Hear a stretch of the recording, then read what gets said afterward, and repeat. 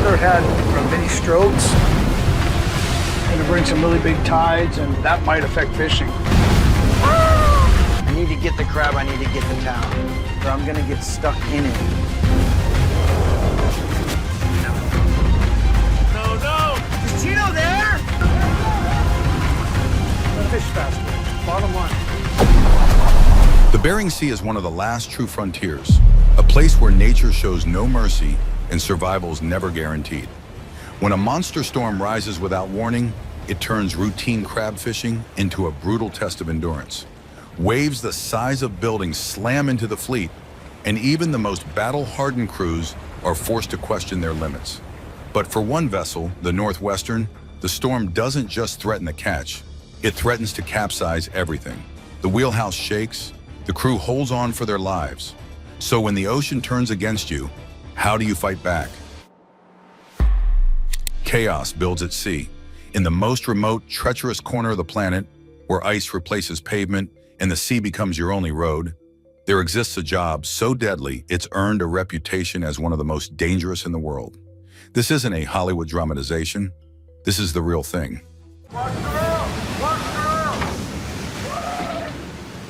Raw, unfiltered survival on the open water. And it's captured in Deadliest Catch, a show that doesn't just entertain, it exposes the brutal reality of commercial crab fishing in the Bering Sea. For nearly 2 decades, millions of viewers have watched crews battle hurricane-force winds, 40-foot swells, hypothermia, gear malfunctions, and sheer exhaustion, all for a chance at a 6-figure paycheck. But behind every dollar earned is a risk that could cost them everything. Now in Season 9, Episode 9, aptly titled The Storm of the Season, those risks are more real, more immediate, and more unforgiving than ever. As the episode opens, a vicious Arctic storm is hurtling toward the crab grounds. Unlike a slow-moving storm you might track from your phone, this beast is approaching with terrifying speed. Winds reaching 50 miles per hour are expected to slam into the fleet in just 6 hours. That gives the crews a tiny, vanishing window to prepare, or face the consequences. And hundreds of miles away from the nearest port, the crew of the Time Bandit knows exactly what's coming. They've seen this play out before. When the weather turns in the Bering Sea, it doesn't do so gently. It punishes, it consumes, it kills. Yeah. I felt was the pot hit the tail. So when the sky begins to darken and the barometric pressure starts to fall, the crew shifts into overdrive. Captains Andy and Jonathan Hillstrand are racing against time and nature to get their first string of Opilio crab pots in the water before the storm hits full force.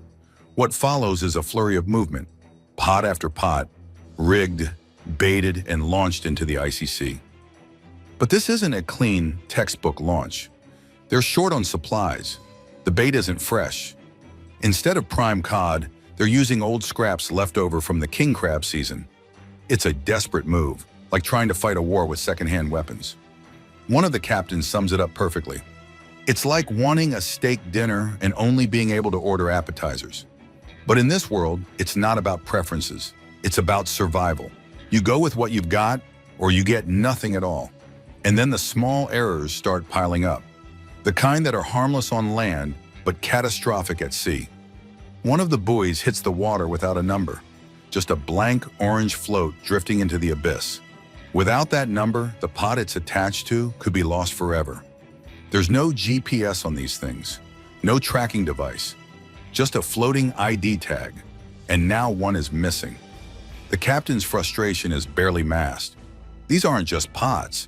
They're thousands of dollars of equipment and opportunity being blindly tossed into one of the deadliest oceans on Earth. 5 hours pass. The work doesn't stop, but the sea begins to shift. The temperature drops. The wind, once a steady nuisance, becomes a howling force. Water that once splashed gently now slams across the deck in sheets. Ice forms in real time, hardening on the rails, the winches, even the clothes of the crew. This is no longer just a work environment. It's a survival zone. Every movement now carries risk. One wrong step could mean a broken leg. A coiled line too close to the boot could mean being yanked overboard. And when you go over in these waters, you don't come back. The crew of the Time Bandit presses on, soaked to the bone, fingers stiff from the cold, but committed. Because in the Bering Sea, you don't get to choose your battles.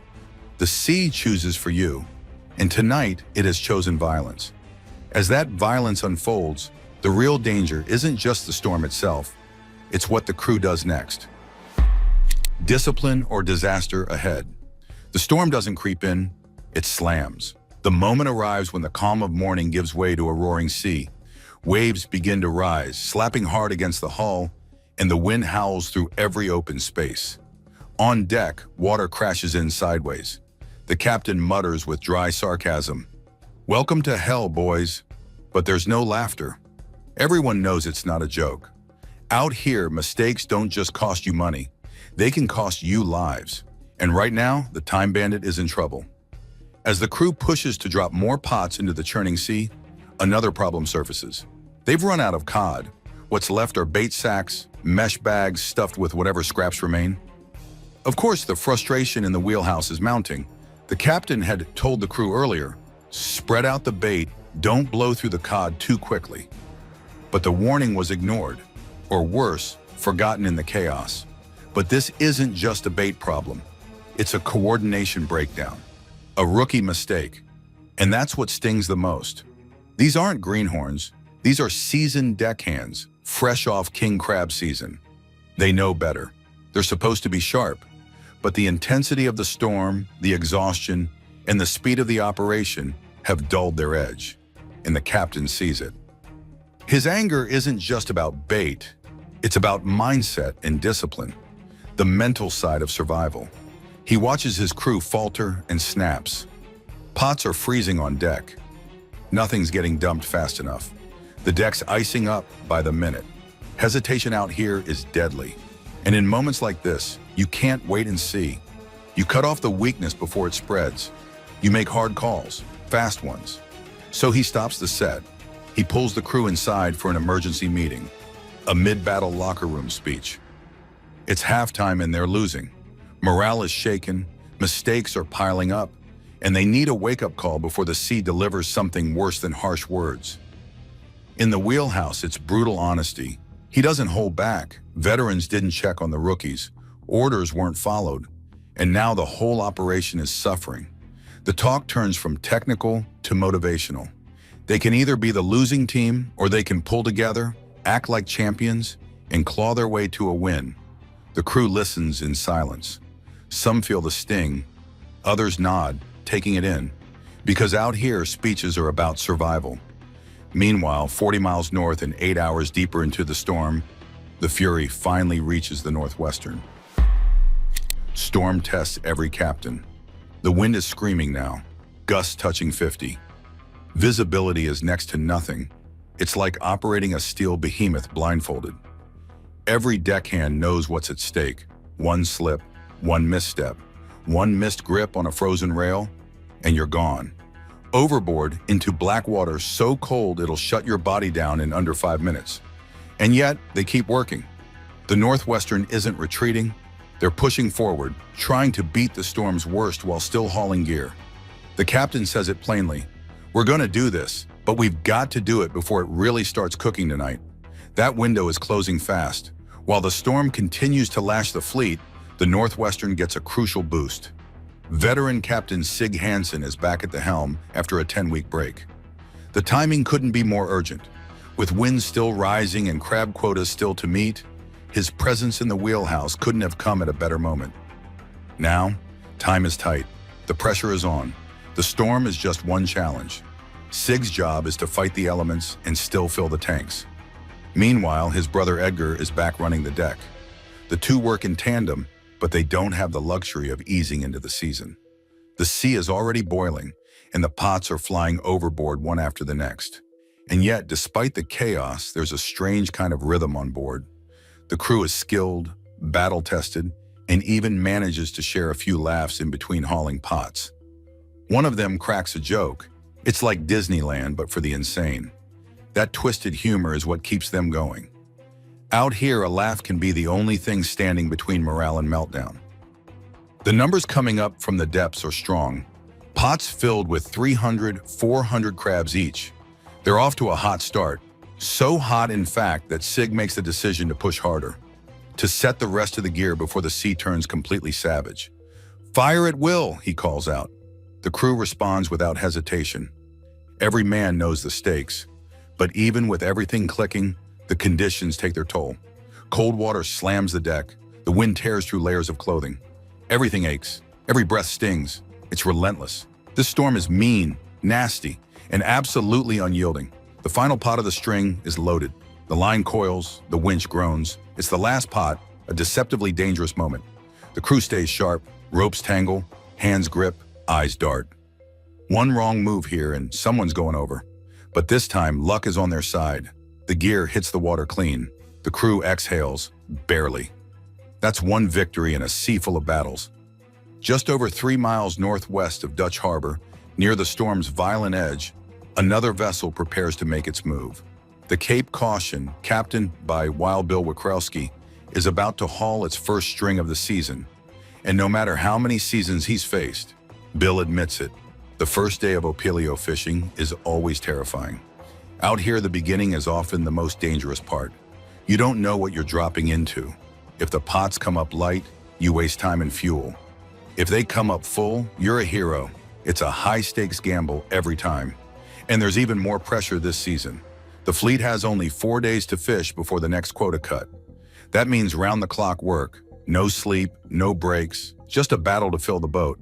But despite the chaos outside, something rare is happening inside. For the first time in a long time, Bill has nearly the same crew returning for a second season. Familiarity in this line of work is a luxury. He hopes it'll pay off. Most of the crew is fired up, ready to haul, but not everyone is in sync. Not physically, but emotionally. While the boat battles weather and hauls gear, Mikey's mind is thousands of miles away. He misses his girlfriend. He's thinking about home. He's thinking about quitting. And here's where the harsh truth of this job collides with youthful emotion. Mikey's got no money to fly home, no plan if he leaves, and no idea what he's walking away from. All he knows is that the ocean feels colder without someone waiting on the other end of a phone call. To the veterans on board, it's frustrating. They've seen this before.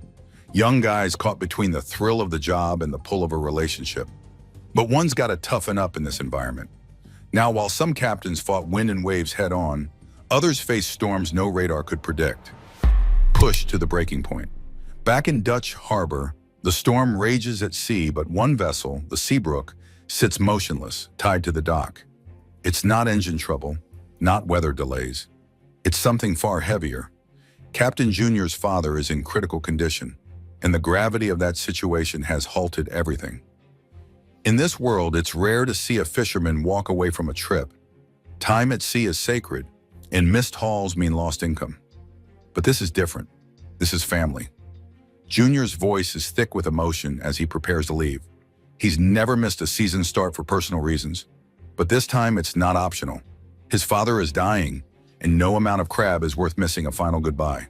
The emotions ripple across the crew. They don't just lose a captain. They're watching a man carry a weight no storm can compare to. For Junior, it's seeing the strongest man he's ever known, suddenly weak, bedridden, barely hanging on. And the helplessness is worse than any Bering Sea storm. Out there, you can fight back. Here, all you can do is hope. But while grief sits heavy on shore, 300 miles away, the time bandit is locked in an escalating battle with the storm. Winds slam in from every direction, east, then north, then straight ahead. Gusts hammer the deck at a constant 50 miles per hour. It's the kind of chaos where one mistake can become fatal in a heartbeat. Captain Andy Hillstrand is trying to push through. He has 100,000 pounds of opilio crab to catch in just 8 days. That's over $1 million riding on cold steel pots in angry seas. There's no option but to keep fishing. The first pots hit the rail. The crew braces, but hope quickly turns to disappointment. What comes up is small, dirty, crabs with blemished shells, weak meat, no good for market. A pot may hold 300 crabs, but only 2 might be worth keeping. The harsh winter has disrupted molting cycles, leading to more crabs shedding early and looking worse. Customers won't touch crab that looks rotten, even if it's edible. So while the deck fills with life, the tanks remain frustratingly empty. The next pot is worse, filled with illegal females and undersized juveniles. It's a total loss. Time, energy, and bait wasted. Then it happens. A rogue wave smashes into the hull, slamming across the deck. Axel, the Hillstrand's nephew, is caught off guard and goes flying, skidding across steel on his knees. It's a brutal reminder. This sea doesn't care who you are. Newbie or bloodline, it'll knock you down just the same. Now the captain's nerves are shot. Waves are smashing the boat, and the crew, rattled by Axel's fall, is starting to lose focus. These men are doing dangerous work on an unpredictable stage. Across the storm-torn waters, Cape Caution is faring no better. Captain Wild Bill is grinding hard, trying to fill his tanks. He's got over $400,000 on the line. The numbers he's pulling are bleak. 90 to 130 crabs per pot. Not enough to meet quota, not enough to keep spirits high. The weather's brutal. The sea is unforgiving. And worse, Mikey is again falling apart mentally. He is sinking under the weight of isolation and pressure. His thoughts are still on his girlfriend, 2,000 miles away. He feels disconnected, emotionally frayed. "I'm not made for this," he says quietly. And that's the most dangerous mindset to have on a crab boat. He walks the deck with his head down, distracted. And that's when people get hurt. Wild Bill sees it. He's seen it too many times before. Good guys mentally clock out, and the next thing you hear is man overboard. But Bill is at his limit. He has a quota to hit and a greenhorn who wants to quit. "He's still a child," he mutters. The disappointment is thick, because Bill remembers being young once too. But out here, being young isn't an excuse. It's a liability. Meanwhile, on the Saga, chaos reaches a new level. A 50-foot wave crashes into the bow, smashing gear and slamming a crab pot off its rails. Back on land, far from the chaos, Junior arrives in Walla Walla to see his father. The man who'd spent decades surviving the Bering Sea now battles for breath in a hospital bed. Oxygen tubes, monitors, quiet nurses. It's a world away from the thunder of pots crashing and engines roaring. Junior's face softens as he sees his dad smile. There's relief. His father will go home. But the road to recovery is long. The physical toll of life at sea doesn't end when you tie up to the dock. It lingers. Sometimes it follows you forever. As the episode winds toward a temporary lull, the storm quiets, if only for a moment. On every boat, there's a chance to breathe, to assess the damage, to reset. But the exhaustion is everywhere. The ice is returning. Everyone knows the grind isn't over, because in the Bering Sea, every quiet moment is just a setup for the next storm. The sea doesn't care how experienced you are. It tests everyone the same. As storms grow fiercer and seasons grow shorter, only the strongest will survive. Would you have what it takes to face the Bering Sea head-on? If this gave you chills, hit like, subscribe, and stay tuned for more moments where survival hangs by a thread.